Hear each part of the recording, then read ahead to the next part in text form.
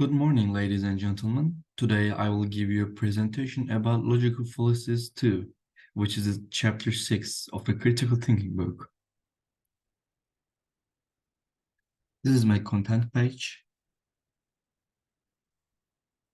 And I'm starting with the fallacies of insufficient evidence. Chapter 5 addressed fallacies of relevance where premises were unrelated to conclusion.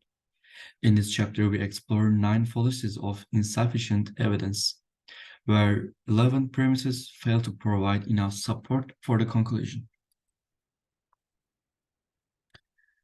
Inappropriate appeal to authority. In this discussion, we emphasize the need to critically evaluate appeals to authority to avoid the fallacy of inappropriate reliance.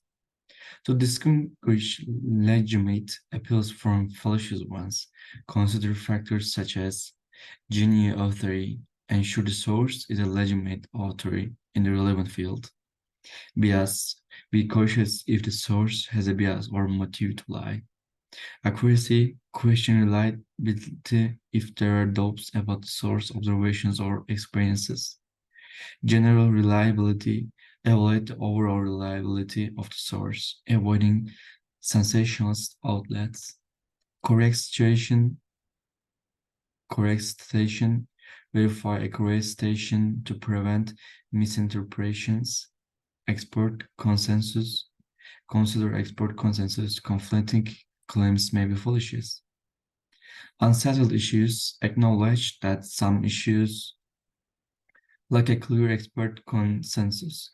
Improbability, be skeptical of highly improbable claims, especially if the author's trustworthiness is questionable. By understanding these considerations, we navigate appeals to authority more discoursingly, fostering rational and informed discourse. Appeal to ignorance. In this discussion, we explore the fallacy of appeal to ignorance, which occurs when an arguer asserts that a claim must be true or false based on the absence of evidence to the contrary. Examples illustrate how assuming a lack of evidence is reason enough to believe a claim is either true or false is inherently flawed. Exceptions to this fallacy are outlined, emphasizing cases where thorough search has been conducted and the likelihood of finding evidence, as well as situations where special rules demand rejecting a claim as false unless a specific burden of proof is met. Understanding these nuances is crucial for sound reasoning and avoiding fallacious arguments. False alternatives. The fallacy of false alternatives occurs when an arguer presents a misleading either or choice. Examples include oversimplifying options, such as framing the choice between a pure free market economy or a communist police state.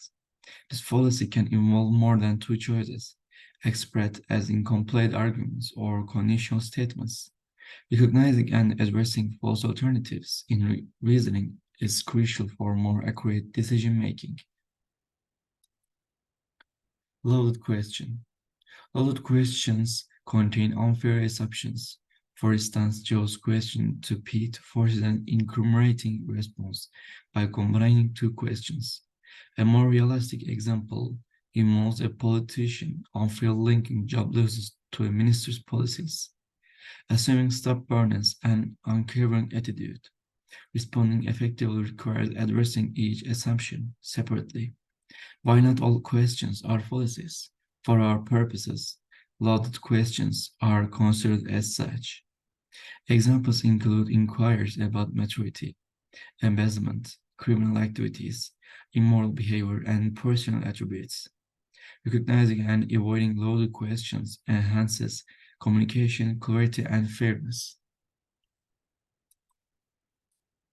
Questionable cause.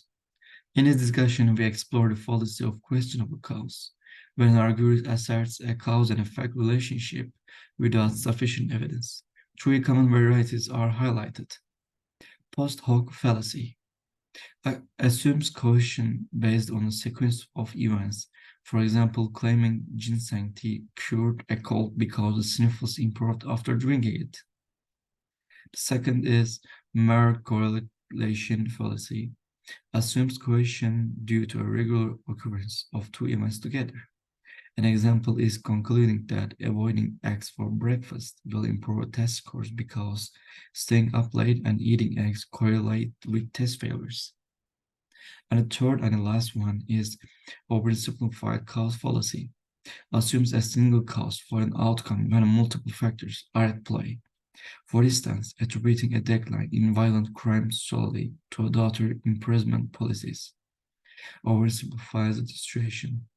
Recognizing these fallacies is crucial, as it prevents drawing unwarranted conclusions about cause and effect relationships and encourages a more nuanced understanding of complex phenomena.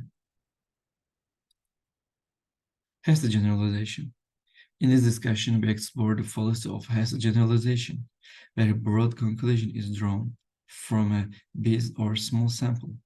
Generalization statements about all or most things of a certain kind can lead to hasty conclusions. Examples include a survey of scientists about belief in God wrongly generalizing to all Americans and hiring a few lazy individuals, leading to an unfair stereotype about an entire group. It's crucial to differentiate hasty generalizations from quick conclusions about specific individuals. Recognizing and avoiding hasty generalizations promotes fair and logical reasoning while preventing the perpetuations of biases. Slippery slope. In this discussion, we explore the slippery slope fallacy, when our guru claims that a seemingly harmless action will lead to a chain of undesirable events without sufficient evidence. Examples include arguments against outlawing internet terrorist threats, banning assault weapons, and legalizing same-sex marriage.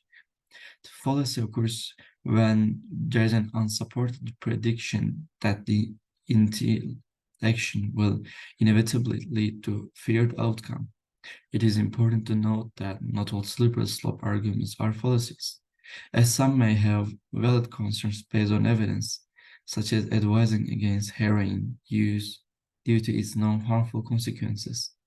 Recognizing and evaluating evidence behind slippery slope arguments is crucial for making reasoned decisions. Weak analogy.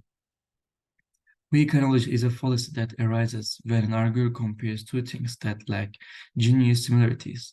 Examples include comparing teachers of false religions to carriers of a deadly plague and assuming poison ivy will taste good with a veggie burger.